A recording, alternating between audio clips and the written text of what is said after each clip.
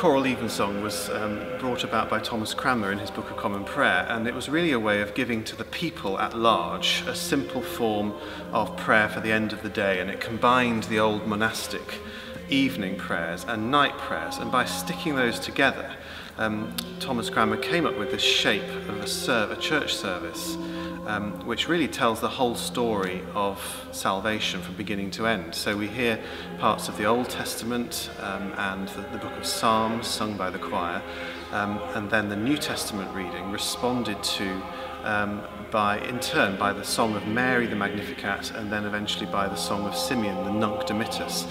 And these songs show us the fulfillment of the promises of the Old Testament in the New, and then a kind of rounding off of saying the story is finished, so now we can depart in peace.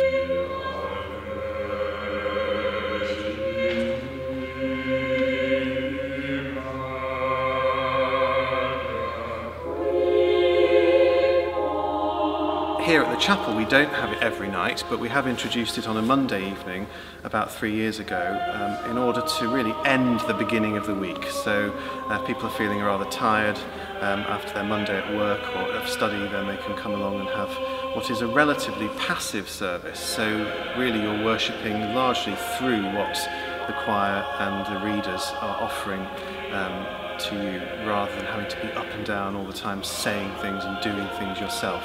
For some that's difficult because they want to be actively involved all the time, but for others it's a way of relaxing and being refreshed and reflecting in a slightly more peaceful way at the end of a busy day.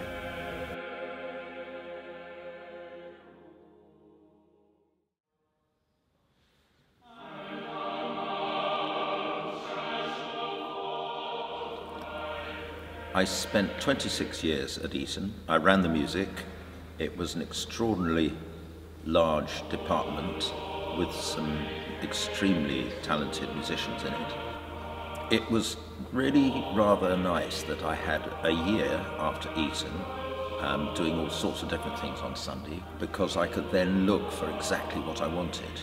Various possibilities came up entirely with professional singers, but then this came up. And for me that's absolutely perfect, because it's student singers who profess singing. They really take their singing very seriously indeed, and a group of volunteers who are very competent indeed and really know their stuff. And it's a very, very splendid setup.